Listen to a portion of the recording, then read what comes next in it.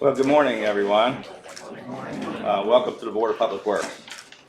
I want to begin today with some important updates regarding Maryland's coordinated efforts to prepare for COVID-19, the novel coronavirus, which has become a major public health threat around the globe. On Monday, as chairman of the National Governors Association, I joined Vice President Mike Pence, Secretary Azar, and others in the Situation Room at the White House for a teleconference with top-ranking federal officials and nearly all of America's governors regarding the coordinated federal-state response to COVID-19. And we are in constant communication with federal officials, governors in other states, and with our state and local officials who are on the front lines leading our preparedness efforts. Here in Maryland, there is not yet any public health emergency.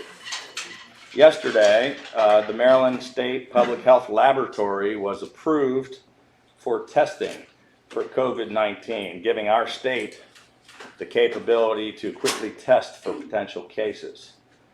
As of this morning, 21 individuals in Maryland have been tested. 10 results have been negative, and 11 still remain pending, but there are no positive cases. While we continue to hope for the best, we are also actively planning for the worst. This morning, the Maryland Emergency Management Agency is raising our activation level to enhanced in order to mobilize additional resources. Our administration is also submitting a supplemental budget which includes $10 million in emergency coronavirus preparedness funding. In addition, we are submitting emergency legislation today, allowing us the ability to transfer any necessary resources from the rainy day fund for costs associated with the state's coronavirus response. Given the rapidly evolving nature of this threat to public health, it is critical that we have the flexibility to immediately access these resources. I want to continue to assure Marylanders that our state is taking every precaution when it comes to the coronavirus. Our highest priority is keeping our residents safe.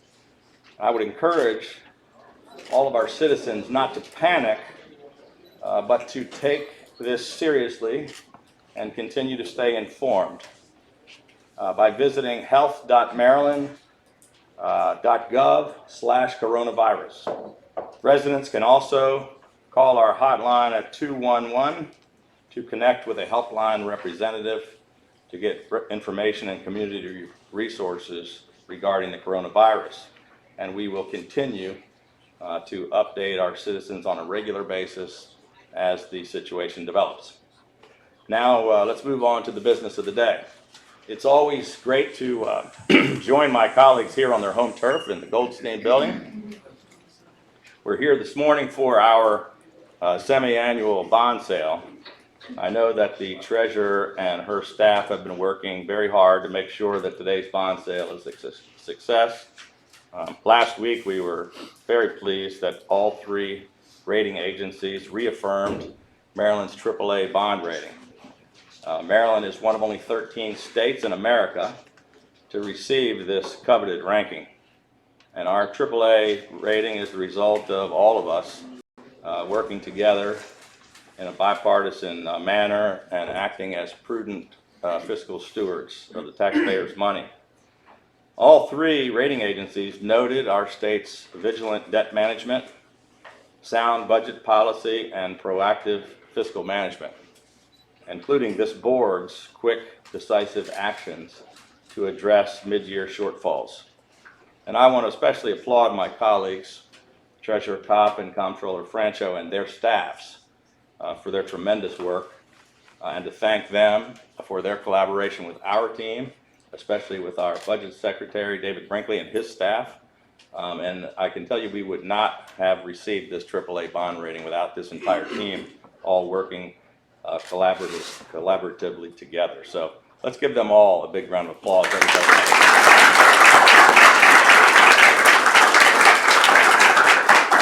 With that, I'm going to turn it over to my colleagues for any opening remarks. Madam Treasurer. Thank you. Governor, thank you very much. On behalf of our office and all the offices which have been working together, you're right. The Department of Budget and Management, the Comptroller's Office, the Legislative Fiscal Office, everyone pulling together. And the rating agencies obviously recognized it and appreciated it, that while we may differ on some political issues, we're together on the fiscal health of this state. And our system, thank you for leading on the coronavirus. Our system is unique in its flexibility and its integrity, I think. And the flexibility in dealing with that, the flexibility in having some funds when the legislature is out of session to deal with emergencies, is a part of what the rating agencies look at. We will be having sales throughout the morning, but at 10:30, in about 15 minutes, we will do one of the two parts of the new money issuance, and then go on to taxable and refunding. So as far as we are concerned, this is a very important part of the agenda. But another important part that I know you're going to address next is the issue of rectifying the wrong that was done to three more of our citizens in the past. Three men who were taken and put in prison out of middle school. Many of us have children in middle school right now, and are only now recognizing the freedom that they deserve and should have had all along, because State Prosecutor Mosby and her integrity unit sought them out, and because of ongoing support and faith on the part of these three gentlemen. And we are now in a position to recognize it, and I'm just terrifically pleased because of that. And I know the comptroller and you share that. Yeah. Thank you. Thank you.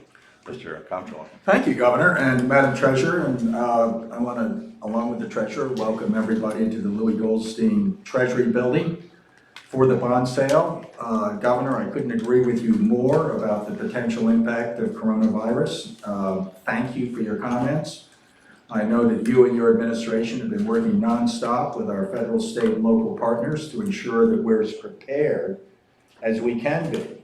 And the testing announcement is very welcome news. We've already seen the fatal impact that this global outbreak has caused. Here in the United States, 9 people have died. We hear new reports on a daily basis about the rising number of individuals who are diagnosed with the virus.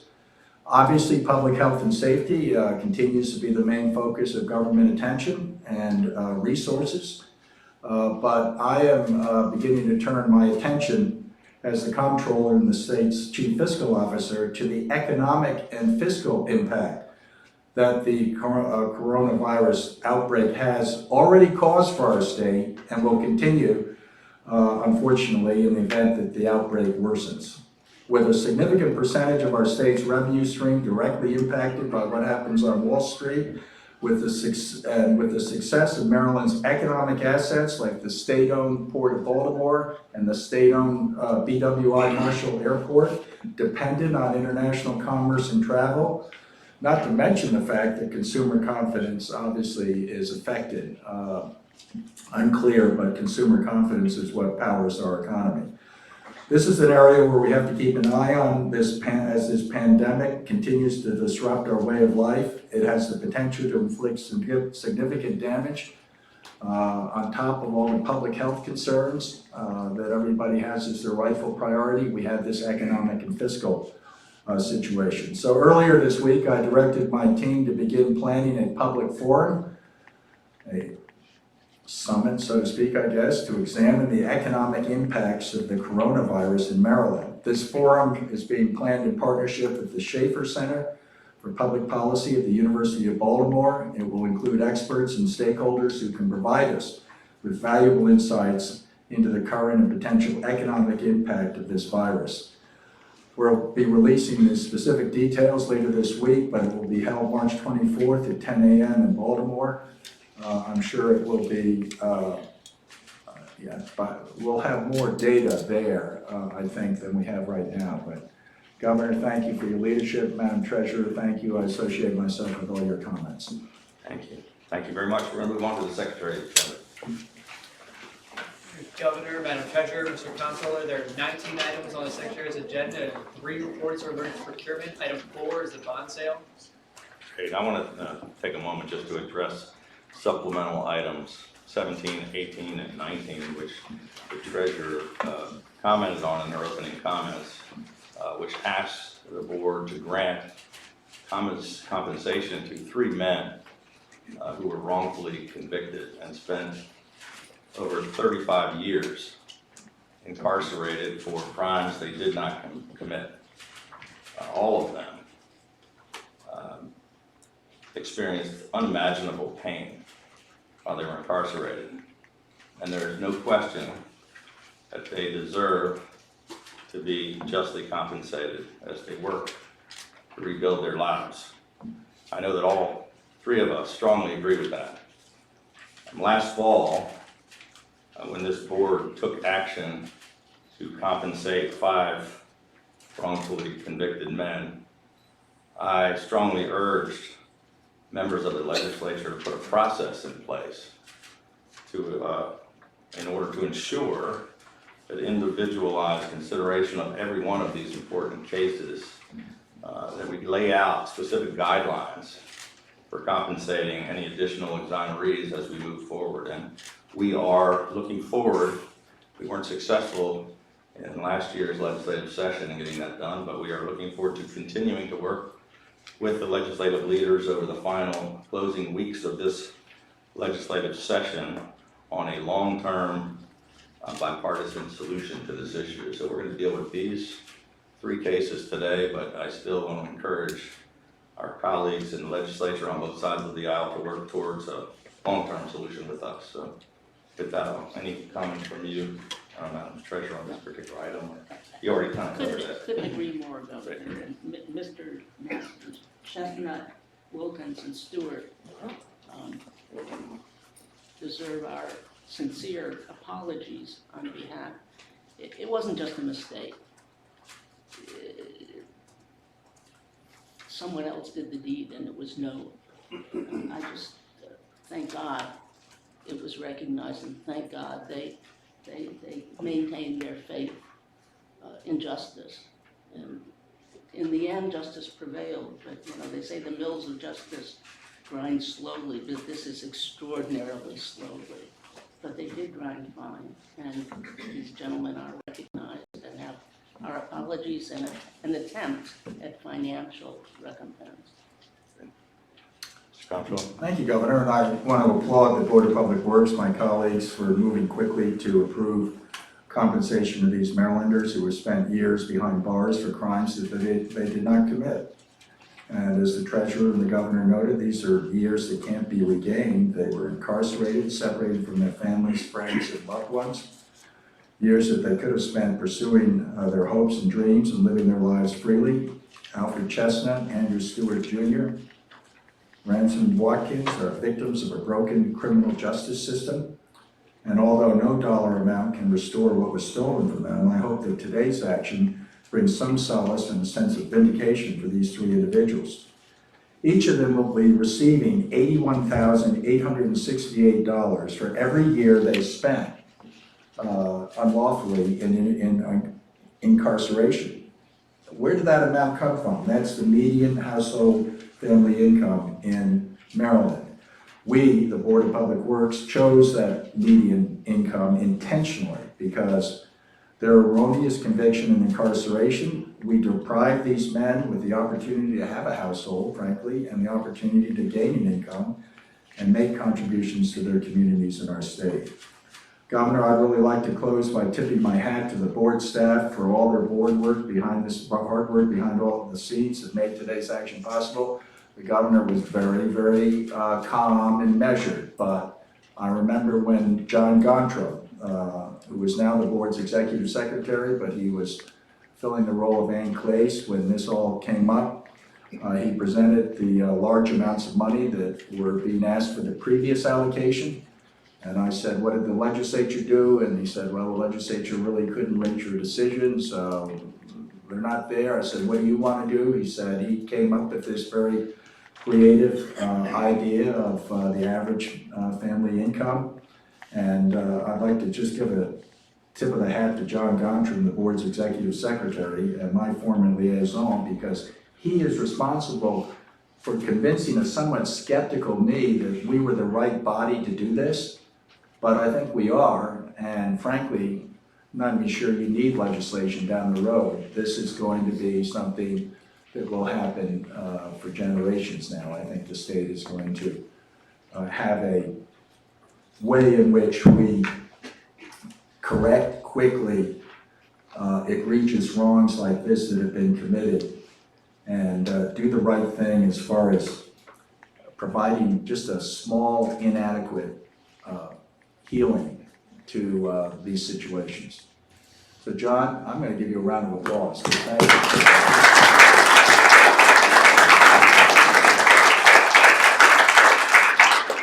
And we're grateful, obviously, for everyone's effort. Governor Hogan, we couldn't have done it without the leadership that you've exhibited, but I particularly want to thank the Board of Public Works for being the kind of body that can step in the breach and actually make these wrongs right. And Madam Treasurer, I know you were pounding the table, but we were a little bit flummoxed as to just exactly what we should do. And I know you quickly supported this creative idea. Yes. Thank you all very, very much. Are there any other questions on the remainder of the Secretary's agenda? Governor, I just point out that item 4, the bond sale, my understanding is the intention is to vote on it at 11:30. Yeah, we have about 1 minute. I think we can probably wrap this up and make a motion on the rest of the Secretary's agenda and then do the bond sale. Or you want to wait and do the bond sale included in I'll this? allow the Treasurer's Office to explain their. Yeah, let's do that. Okay, we'll take a break and explain the bond sale. Christian, introduce yourself and explain the bond sale. Okay, great. So my name is Christian. I'm from the Treasurer's Office. I'm the Director of Debt Management. I'm trying to get the screen shared here.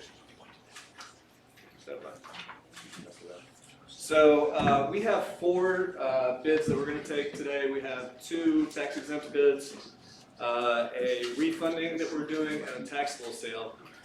Those bids are coming in every half an hour. So we've actually already taken 1 bid at 10. We're about to take another one here in just a couple of seconds. And we'll take 2 more at 11 and then 11:30. So the board won't need to vote until we take all 4 bids. And when I come back at 11:30, we'll have confirmed everything and y'all can approve, assuming that you'd like to. It's the comptroller's technology. Yeah. Yeah, could we turn the Wi-Fi on, please? Or, get me the channel changer?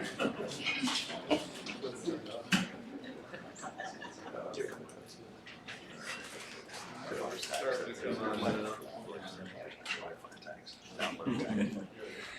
So it is a very good day to sell bonds. As y'all know, when it's kind of tough in the global economy, there's typically a flight to quality. Maryland's AAA bonds are some of the most quality investments that investors can make. So there was a lot of demand for these this morning. When we took the first set at 10 a.m., we got one of the lowest rates we've ever received. Thank you very much. We got a tick under 1%. 10-year Treasury yields right now are under 1%. That's never happened before. 10-year MMD is under 1%. That's never happened before. So assuming everything holds up, we should have a good day. All right, so we've got 3 bids in already. Here in about 20 seconds, we will get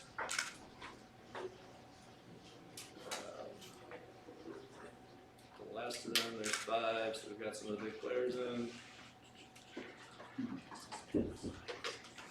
Let's see. Can everybody see that? Yes. All right, and done. Okay, so here's the results from that second group. Go over here. Looks like Morgan Stanley is the low bid. You see that TIC. This tick is a little bit higher than the first group because these are longer data maturity. So all of these mature in 31 or later. So it looks like we got we got a total premium of about $77.5 million just on the second group. On the first group, we got another $72 million, so we're going to be around $150 million in total premium. Can you just explain the premiums quickly? So essentially, when there is, when we sell these bonds, we have a coupon for each maturity, and typically that coupon is either 4 or 5%.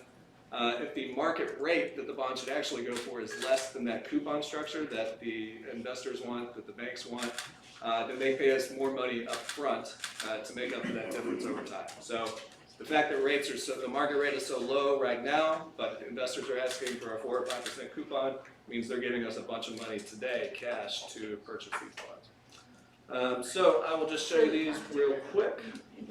So again, here's the results from the second sale.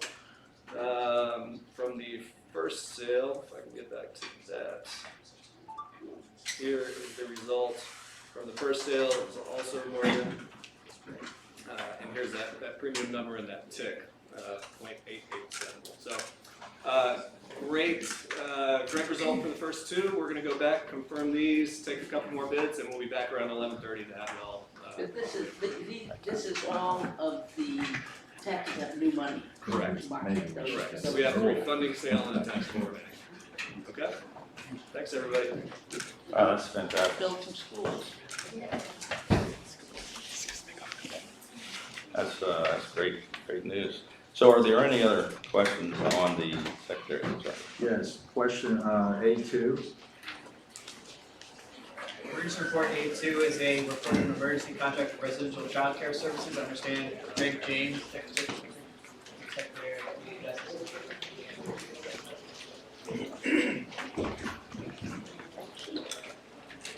Thank you. Good morning. For the record, I'm Greg James, Deputy Secretary for Operations of the Maryland Department of Human Services.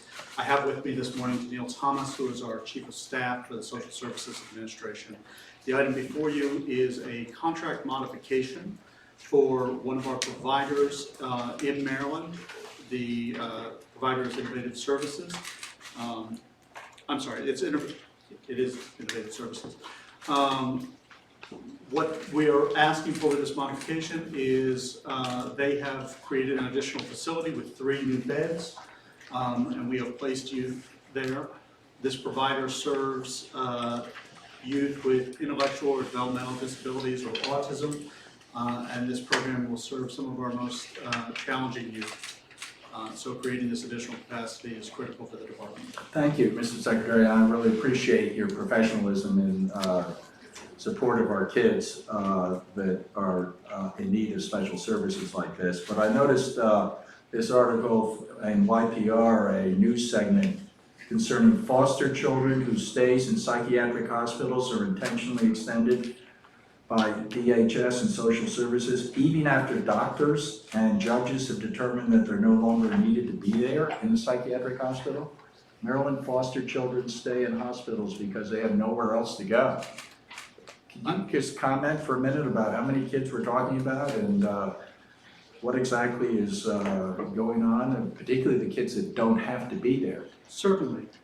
So all of these youth, when they were taken to the hospital, had a medical need to be there, whether that is a somatic, physical medical issue or a psychiatric or behavioral issue that required hospitalization at the time. In some cases, when they have been stabilized in that hospital environment, and the doctors in that emergency department or psychiatric unit have certified that the youth no longer, or child no longer needs to be there, it takes us some time to arrange for the next placement for that child, assuming that they're not going to be able to return back to their original program.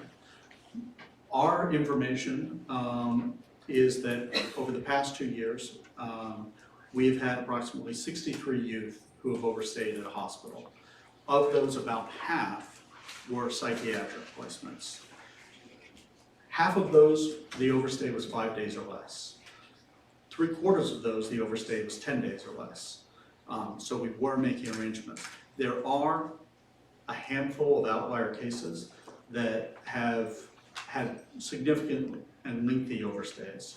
I do want to push back, by the way, and to the extent that that the story creates the impression that this is somehow a policy or practice of the department to take youth to the hospital simply because there's no other placement. That is not the case. It did not come through in that story and the quotes there, but that was certainly conveyed to the reporters at the time.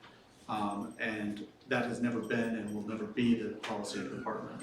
We have been working very closely with our colleagues at Department of Health and the other state agencies that work with these children to develop additional placement options for these children so that we can reduce even those long overstays. Currently, we have 33 children in Maryland who are hospitalized for various medical conditions or psychiatric or behavioral issues. Of those, 3 are on overstay, 2 of which are medically fragile youth. And in all 3 cases, we do have a placement identified for them. We're simply waiting for the bed to become available so that we can transfer them. Great. Well, I understand from that you have a short-term plan, you have a long-term plan. Thank you for doing that. I have a lot of confidence in your leadership and empathy for these kids who obviously need to be placed in a proper family context. Thank you. Thank you, Mr. Thank you, Conlon. Governor. Thank you, Mr. Ray. Thank you. Any other questions on the Secretary's agenda? Yes, there's the procurement, item 3, please. Item 3 is the procurement, is the PAR report from the Department of General Services. We have the Deputy Secretary of the Department of General Services here. So this is something I'm not particularly happy about, I guess, just from the reading of the information. We're looking at a contract we approved for $58,000 for mold remediation at Deer's Head Hospital in March 2018, and over a 2-year span, it's grown to $6.2 million. Is that me? Am I doing something on the? I think I did something, Oh, okay. but I'm not sure what. Yeah. Anyway, I'm just curious as to these huge increases, and there were 38 modifications to the initial $58,000 contract. All 38, of course, were below the $200,000 threshold required for Board of Public Works approval. And there appeared to be one modification on an almost bi-weekly basis over the course of the 2-year span. What, I understand mold remediation is crucial, but what's going on? Mr. Comptroller, I have Courtney League here can explain the process of mold remediation and its insidious weave throughout a building. That's an 8,000% increase. Yes, maybe we could get a better estimate in the future, but please go ahead and tell us what this is, because we don't want to have convenient extensions fall just below 200,000, and you get it. the drift. We want to be able to have an idea of what exactly the project is going to cost. Absolutely. Good morning, Governor, Treasurer, and Comptroller. For the record, my name is Courtney League. I'm the Chief of Facilities Engineering for the Department of General Services. So this is Deer's Head Hospital, mold. We were made aware of a potential mold issue in 2017, towards the end of the summer of 2017. We brought an industrial hygienist in at the request of MBH to address that and assess what that initial issue was. As a result of that, mold was identified. We mobilized a contractor that specializes in remediation on site to address that particular concern. Further evaluation of the 120,000 square foot hospital identified mold throughout the building. As we were working through the building, the industrial hygienist was assessing the areas as we moved through the building to make recommendations for remediation. Mold is a unique thing to remediate. You might come in one week and do an assessment of a building and come back the following week and it's a completely different assessment. It's difficult to pinpoint a specification in a mold remediation project. I will say also that when we began this process, we approach it with a three-prong setup where we had an industrial hygienist under a separate contract, we had a remediation contractor under contract, and we brought in an architect and engineer to evaluate the building to make recommendations on how we could repair the building so we could mitigate this from happening in the future. That evaluation was completed last fall. We've since taken those recommendations and we put them into our backlog for our facility renewal or operating projects so we can bring projects forward to correct the building deficiencies to not have this happen again in this particular situation. Great, because there was a second project, not just the Deer Heads mold remediation, but then the Court of Appeals, where we gave in February 6th, we voted for $887,000, I guess. But then in June of last year, within a 48-hour period, there were four change orders to that contract. One, in a 48-hour period, the contract went from, it is $997,000 to nearly $1.5 million. And once again, these four change orders were just below the $200,000. So I accept your explanation that you've corrected the problem. I just want to make sure that you're aware that this just doesn't look quite right. I appreciate that, and we're always looking for ways that we can improve our processes and approach these projects differently. We learn from each experience to find a better path forward. Thank you, Chairman. Thank you. I would move approval of the. Great, is there a second? it's not a question, I just point out with what I consider that bad news, whether it's bad news in terms of the program, in terms of the budgeting, or the format in which you report, which is possible. On the other hand, item 11, I think you will be pleased to see, as I was, the Princess Anne wastewater treatment plant is now going on solar energy all around the state. The state is waking up. Actually, the Eastern Shore, between the University of Maryland Eastern Shore and these sorts of projects, is moving ahead very strongly to replace old energy with renewable, specifically solar in these cases. And I just want to point it out as maybe an incentive to other parts of the state. Thank you for pointing that out. Congratulations. So there was a motion to approve the Secretary's agenda. Is there a second? Second. 3-0. My understanding is that it's not inclusive of item 4, which is the bond sale item. We approved it approximately 11:30, correct? Do we need a motion to pull out item 4? Yeah, so is there a motion to pull item 4 out?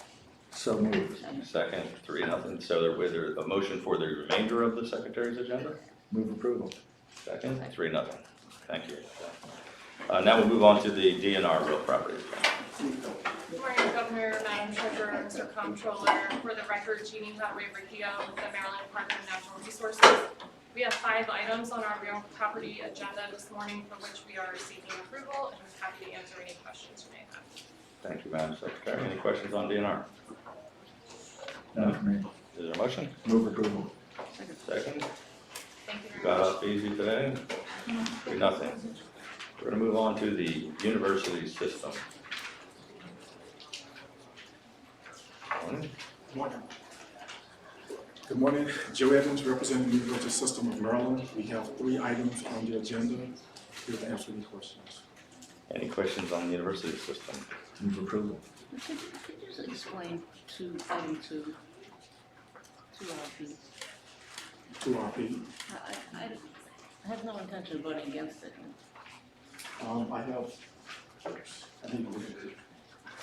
I have someone to explain it. We have someone, we're gonna round them up. Well, you can do it some other, I mean, we're obviously going to vote what happens. I'll look at that explanation. Luke Mowbray, interim director for real estate planning and space management at the University of Maryland, Baltimore. Morning. Morning. I think the treasurer just had a question about to explain the item. In simple language, people like me, can you explain what this is? Sure. We are extending a ground lease on which a private building will be built. The ground lease term needs to be extended in order to secure financing for the construction of the project. The item also conveys 2 footpaths that exist on the city's plat to the developer, so they could have the full assemblage to build the property on. Comments on this? Is this it? So there were just errors in the first. The conveyance of the footpaths is kind of a clerical issue. The ground lease extension is actually related to the financing of the new building. And it will now extend to when? 2095.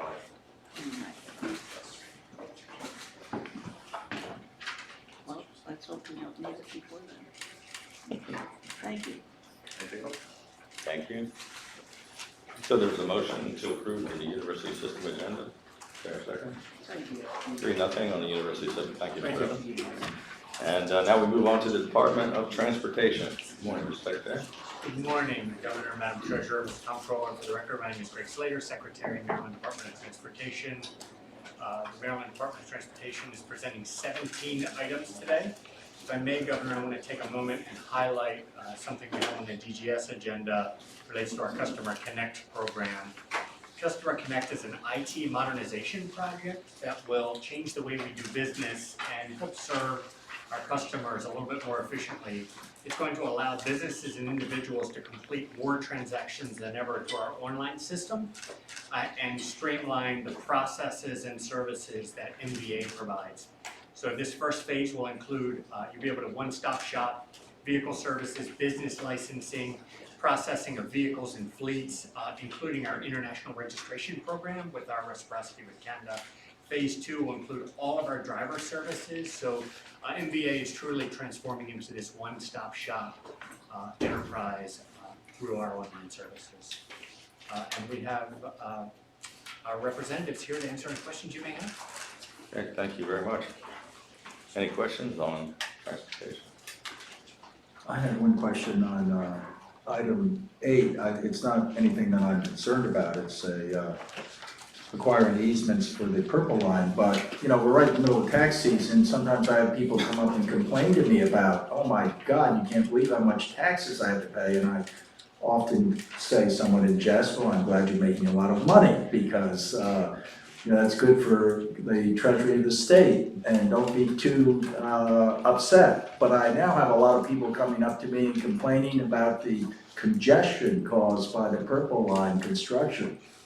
And I say, folks, we all supported this. The governor, God bless it, put it in the budget. It is a fabulous transit project.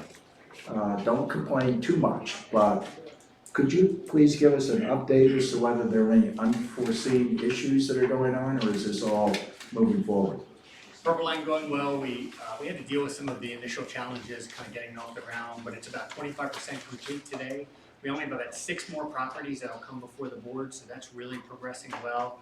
We just last weekend set the beams over the Colesville Road rail bridge, going over WMATA and CSX, so that's going well. Our team was up in New York a few weeks ago. We're actually testing with some of the vehicles that are complete. We're testing them on some tracks in New York, and later this year we'll have them down here. So it's moving along. Thank you very much. Great, thank you very much. Is there a motion? Move approval. Could I ask you a question, Greg? Item 6. Item 6 is the purchase of a large number of diesel-powered buses, small buses. I understand when I asked, here's my frustration. As you know, the two key things to mitigating climate change in Maryland are transportation and the building. So everyone agrees, and the governor has an electric vehicle task force group. Everyone agrees we have to electrify our fleet. So here we are, renewing a fleet, and there's nothing. It's all diesel. Now, you're gonna say part of it is for the locals, and they don't have the infrastructure yet for electric. The infrastructure is coming very quickly, and we could help them have it. Part of it is not local, it's mobility link. When are we gonna put our money where our mouth is? Yes, Madam Treasurer, I think we're in a little bit of a transition period with the technology itself. It's the infrastructure as well. So this contract is mobility, and it's the local government purchasing them. We tend to let them drive what their needs are. The other piece is the technology itself is kind of driving some things. So for instance, Indianapolis, they just had to actually cancel a zero emission fleet contract because they were having some challenges with the ranges and how it was being handled in cold weather. So we're continuing to kind of push through the grant programs as we get into this transition period and that electrification of the fleet so that we can, one, transition the fleet, but also continue to not have any disruptions in our services between us and the local. So when are we gonna transition the fleet? I think Kevin is here. And he can give us a little bit more of a timeline. Because we're just renewing, as I recall, at the airport too. All over, we're renewing non-renewables. Good morning. For the record, Kevin Quinn, I'm MTA administrator. Happy to answer your question. So at MTA, we have a current bus buy that goes through FY24, and our next procurement will be for zero emission vehicles. We're committed to doing that. And we're committed to helping the locally operated transit systems where we can. To Secretary Slater's point, I think we don't want to be in the position of mandating that the locals go with an electric, a battery electric or a certain type of propulsion system. So we're doing all sorts of tests, and the locally operated transit systems, Montgomery County, Howard County, Frederick County, they're ramping up their fleets. Something that's coming up is cold weather. We're finding that buses that are running, the research is showing that buses that have to run regularly in 27 degrees or below are having significant battery issues. And so what this causes is bus fleets have to grow by as much as 50–60%. So I get that in Garrett County. yeah. So we're still testing it out. We still have that commitment out there. As the locals put in there, they request state funds annually from us. They have not put in their annual applications for electric vehicles from us yet. We're still talking to them about it. And I think to your point, we are getting to that point where we're going to need to do some sort of battery electric or at least some sort of zero emission type of fleet purchase. Or say we didn't really mean what we were saying, which I hope we will not be saying. We do mean that we recognize that we have to stop investing in the old ways, you know? I mean, really. I understand the state, when the secretary put out to all of the state the vehicle list, you said the default position was what? There's no adopt electric vehicle or plug-in Plug-in hybrids. But when they can. But we have to encourage and help them be able to do it. So, there's a variety of federal grant programs out there that we're supporting the locals and going for. So there's an FTA low or no emissions program that we're supporting the locals. We're going after some of those ourselves. I think we're supporting all those efforts. I'll just, caution out there that technology is still really being tested. And so I think there's a lot of agencies that are finding that they've committed to certain types of fleets and are running into some real trouble in providing reliability of service. The real value of transit is getting people off the road. That's the big one. And we don't want to be in a position of risking the reliability of a system by going with an untested propulsion system that results in even less people being able to take transit. Right, And so right, and I'm we've not got to be suggesting we cautious. go with untested Sure. propulsion systems, but we could at least go with what the private sector is going with now, Sure. what people around the world are going with now. We don't have to be right out there at the very tip of the arrow, Sure. but we gotta move. Absolutely. Could I interject here? So last Friday, I'm walking out of my house in Tacoma Park. I walk up to the local store, about a half a block, and there are all these kids that have gotten out of middle school, and they're all excited and jumping around. I said, "Hey guys, what's going on?" I said, "Governor Hogan's here."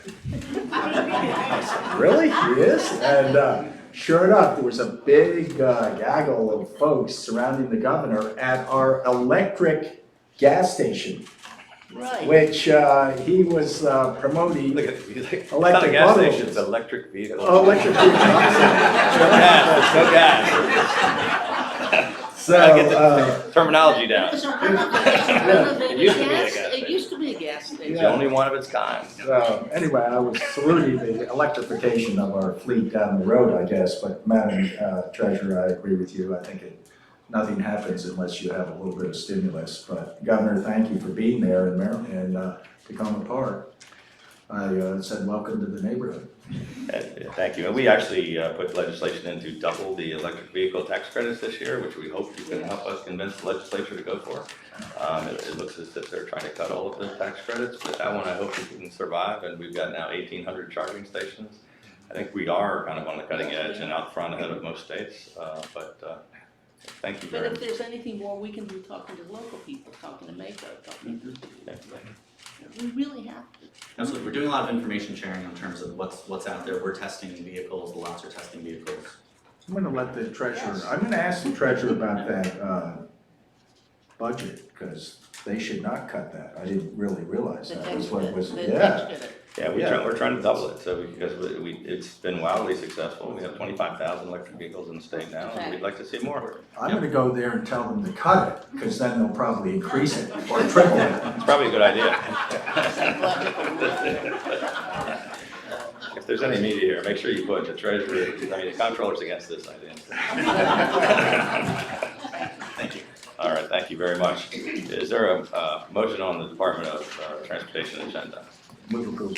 Okay, 3-0. We're gonna move on to the Department of General Services. Good morning, Governor, Madam Treasurer, Comptroller. For the record of Nelson Reichert, Deputy Secretary of the Department of General Services. Today, the department is presenting 31 items for your consideration. We are withdrawing item 7 GL and item 33 GM. We do have representatives here who are available to answer any questions. I think I want to, item 7, I assume is coming back. Yes. Echo Hill. I mean, It it's is a scheduled. project that many people are very I interested think it's scheduled for next week. in. Thank you very much. Governor, there are 2 projects that members of the legislature. Yeah, I was gonna mention that as well. I don't know if they're out there in the hallway or not, but we have a couple of items I wanted to bring to everybody's attention. Maybe, I don't think they can hear us out in the hallway, but on item 8, it's a grant to the Baltimore County Board of Education for the Ethics Elementary School Playground Project, and I know that Senator Johnny Ray Sailing is here to speak on this item. I don't know if he's not in the room, I don't think, but if he's here, I know he's very supportive of the project. If he's not, we also have here on item 12, a $750,000 grant to the City of Annapolis Housing Authority for the Newtown Community Resource Center, and Delegate Shanika Henson also was here to talk on support of Probably that in item. session. They're probably all busy, but I just wanted to let you know that they're very supportive of these 2 items, and we thank them for their And support. Delegate Henson, I believe, I may be wrong, was on the city council Yes. when this project was started, and is now in the legislature seeing the Let's see project it coming finally happen. through. That's great. Are there any other questions on the DGS? Yes, item 3 is a capital grant to the Delmarva Community Services to support the development of the Chesapeake Grove Center, and including the Harry and Jeanette Weinberg Intergenerational Center. The only not-for-profit mogul that I know in the state of Maryland who's able to do something like this successfully, and it's one of many, many things that he has done down in the Lower Shore. Mr. Sandy Grandy, I wonder, Sandy, if you could come up and say a word about your empire and how great it is. Please. My empire is only like that because of you all. That's why it's like that, so. But Good morning, thank you. welcome. We're happy to have a not-for-profit mogul here with us. I think that's enough. I'll come back later. No. Yeah, no, this is good. No, I would like to thank you all for your constant support, and the governor and comptroller, you've been helpful, and your presence on the shore means so much when you come, and we can't do anything without your support, especially nonprofits, especially trying to build coalitions, trying to do infrastructure work, etc. It just, we need your help, and we so appreciate everything you've done for myself at Delmarva Community Services and our region, and I know you're so interested on the shore, both of y'all, and I can only say And how I am helpful. too. And the treasurer is Good. I wasn't sure you were listening. So, but thank you so much. And the intergenerational center is being built. It should be built in probably less than a year coming. So we should be in really good shape. And we'd love for you to come out and see it. And we're already planning on doing the other part of the project that's 87 units for seniors also. So Great. in Cambridge, Maryland. But thank you very much for all of your great work. We certainly appreciate you coming to that. Again, I couldn't do it without your help. So Okay, thank you. Thank you. Any other questions on? Yeah, I wanted to Yes. just take a moment, this is not on an item, but I know we're all aware that the Maryland State Board of Contract Appeals rendered a second opinion last week on the Maryland Insurance Agency lease dispute. These two opinions and their lengthy findings underscore what I said and believed at our January 8th meeting when I expressed serious doubts, concerns, and reservations about moving forward with the contract award before the Board of Contract Appeals had the opportunity to weigh in and issue their determination. What did they do now that they're finally determined? In the first opinion, they wrote that the procurement officers, and I quote, determination that it was in the state's best interest to cancel the solicitation to Montgomery Park was unreasonable, arbitrary, and capricious. What else did they find? To be blunt, a lot of the information we heard from DGS and MIA and Cornblatt at our January 8th meeting was proven to be inaccurate or could not be backed up by any evidence. And let me just refer to page 29 of the January 29th opinion. Quote,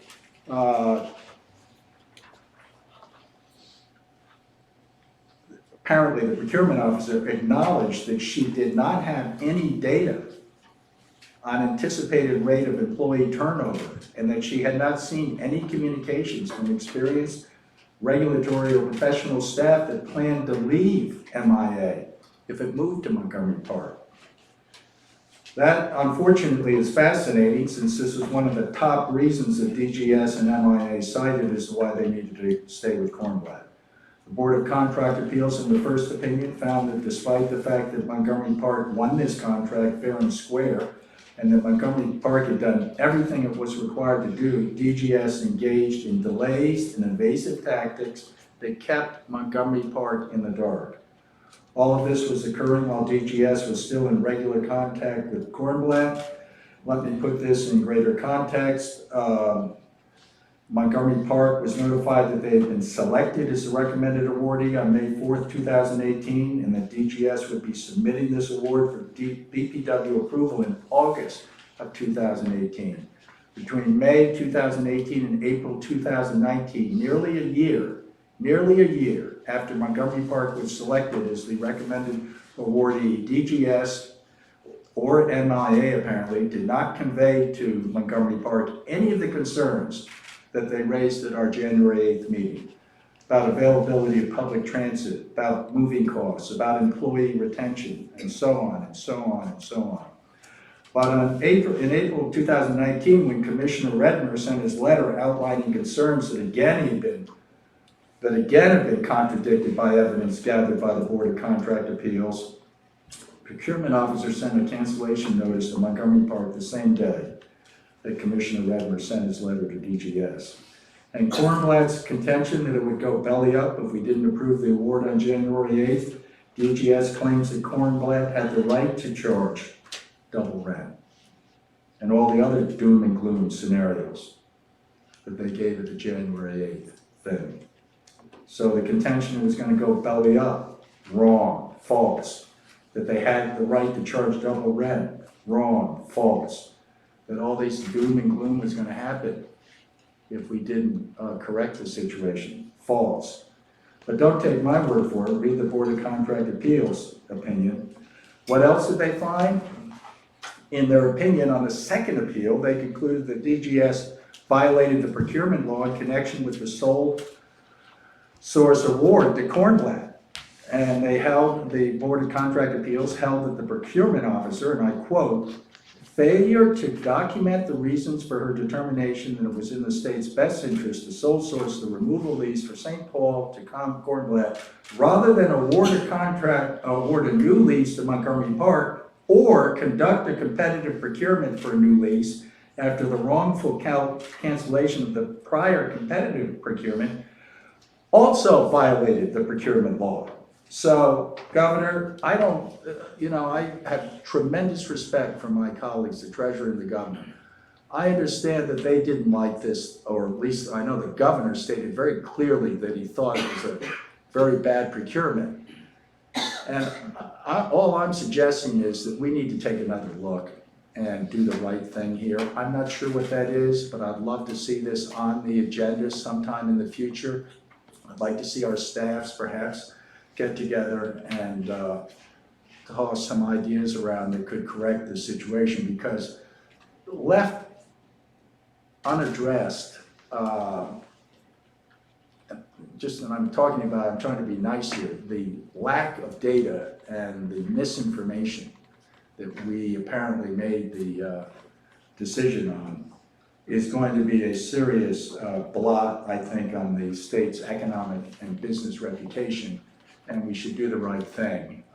Once again, I think there was a lot of misinformation that we all were being presented with, but now it's out in the open, and I'd like to, if I could, put the two opinions in the record, so at least for history's sake, what was presented to us is understood by people as highly irregular, I guess.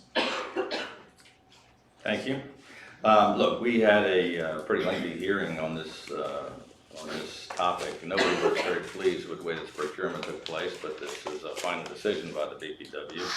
I couldn't be more disappointed in the Board of Public Works, who fooled around with this decision for 4 months. I mean, for the Board of Contract Appeals, it took 4 months to render a decision. We were pushing them to finally act on this thing, which they said wasn't a priority for them. And then finally made a decision after the final decision of the BPW, which was absurd. The Attorney General has a completely different opinion of this than the Board of Contract Appeals does. I believe this is going to be litigated and decided by the Attorney General and the courts, but certainly not something that should come back before the BPW again, and the Board of Contract Appeals has no authority over the BPW whatsoever. So I think that's the opinion of our counsel at the BPW. It's the opinion of the Attorney General, and I'm disappointed with the entire process and everybody involved in the process, including the Board of Contract Appeals. I for one would not consider bringing it back before the board. Mr. Secretary. Yeah, I think we ought to have our counsel to the BBW and or Counsel. the AG address this if The you want Attorney to, but I General's- don't, I'm not sure it's It's worth. handling the issue for us. It's still a matter, it's in the court, you know, between the Court of Appeals and the Attorney General. Don't really want to interfere with an ongoing litigation. It's in the midst, exactly. Yeah, it's in the midst. I have one of the Assistant Attorney Generals here that can address any questions that you have. I think it's. No, I don't think we should have anything now. I think, well, At this point, I I think- hear what the governor says, but I would continue my request to have this looked at by the Board of Public Works. At least our staff can attempt to communicate with the treasurer and the governor, because I just don't think it's right. And I think this, I just think it needs to be addressed and read the record, because it's frightening how that decision was based on falsehoods. And that should not happen before the Board of Public Works on any issue. But it did here, and it's all right here. And so I heard clearly from the governor, and I have total respect for him. Well, hopefully the I Attorney just- General and the courts will resolve whatever disputes there are and we'll get to the facts, but it's not, this body shouldn't be going back and looking at it because of this, this board that made a rendered a decision 4 months late. Look forward to to following the legal process as it develops and see what the conclusion is. Obviously, there's a difference of opinion on this. Sure. Great. Any other questions on DGS? Sir, motion? I take that as a maybe, my Maybe. comments by my colleagues, and we're gonna continue to discuss this, because I just find it to be absolutely unacceptable.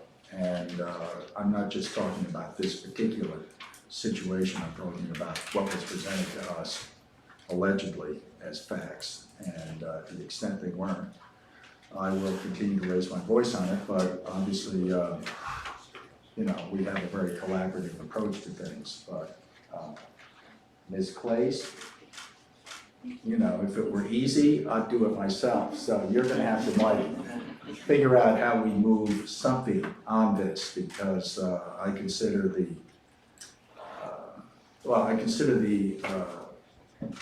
state's lawyers as somewhat involved with the whole thing also, in a bad way, so we'll see how it goes. Okay, thank you. We'll be happy to discuss it with you. And so we're gonna have to take a break, I guess, until 11:30, because we have no more business, but we do have our bond sale that happens at exactly 11:30. So I guess we should take a motion on the DGS agenda.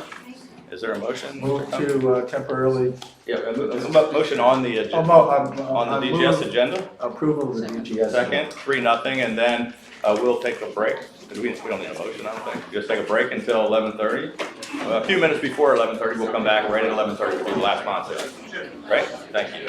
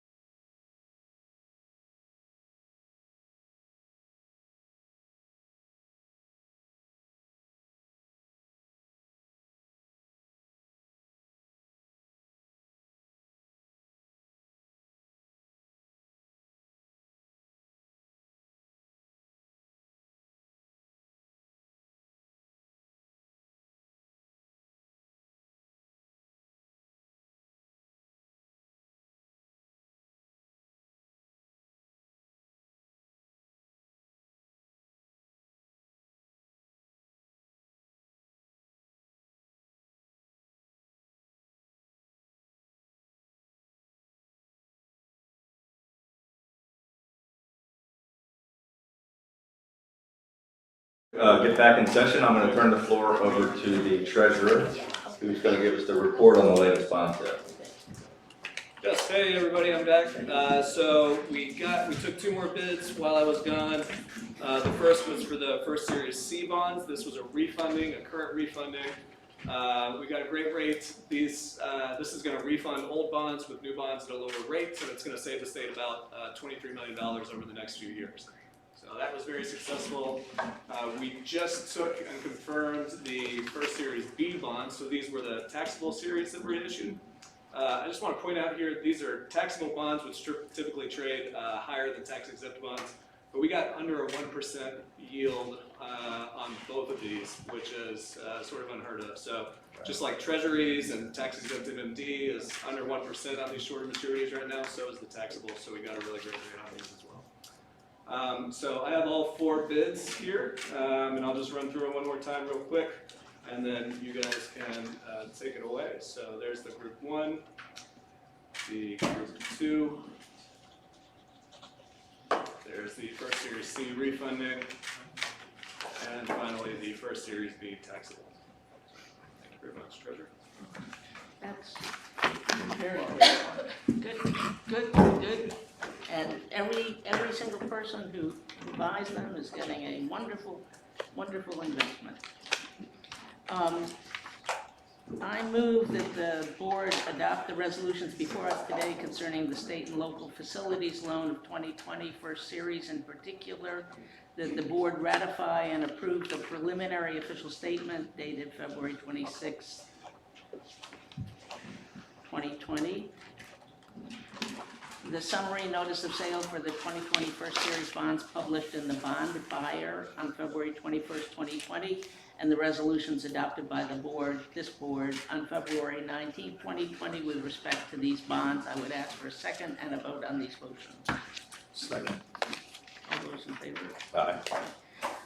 I move that Morgan Stanley and Company, LLC, be declared the successful bidder for Group 1 of the first Series A tax-exempt bonds in the aggregate principal amount of $245,055, subject to resizing as provided in the official notice of sale, with a net premium of $71,993,503.73. I always love these things.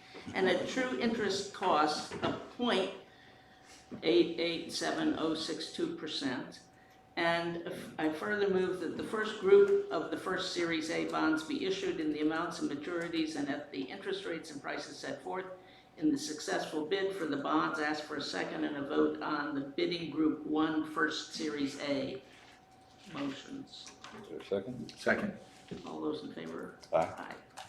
I move that Morgan Stanley and Company, LLC be declared the successful bidder for Group 2 of the first Series A tax-exempt bonds in the aggregate principal amount of $249,945,000, subject to resizing as provided in the official notice of sale and with a net premium of $77,561,770.46. and a true interest cost of 1.846938%. And I further move that the second group of the first Series A bonds be issued in the amounts and maturities and at the interest rates and prices set forth in the successful bid for the bonds. Would ask for a second. Second. And a vote on. Aye. All those in favor? Aye.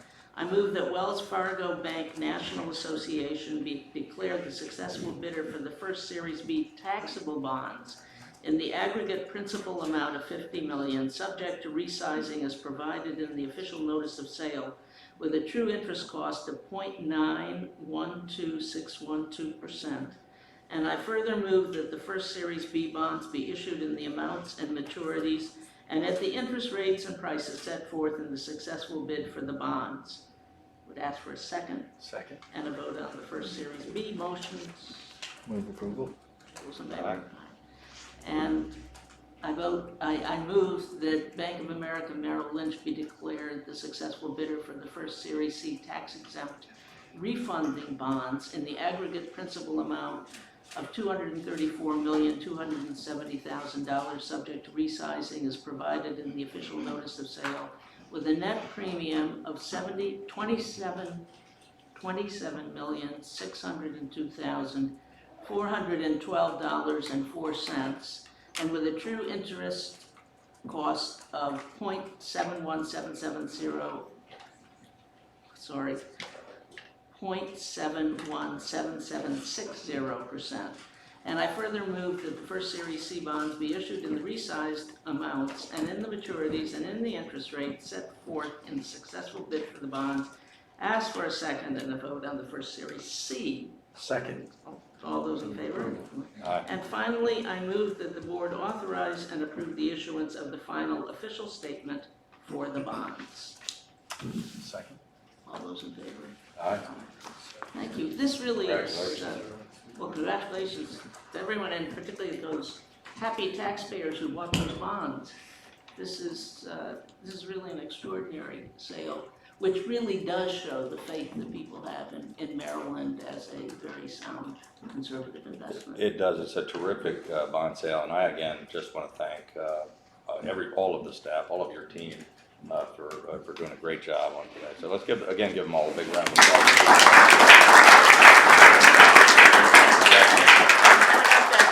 That refunding bonds, the 28 million, which we won the refunding bonds because the interest rates now are so much lower, but that is pure profit to the people of the state of Maryland. Sounds good. We should do this every day. Yeah. Can I get 3 thumbs up for the bond sale? Yeah, there you go. Let's do a thumbs up. Thank you very much. Thank you.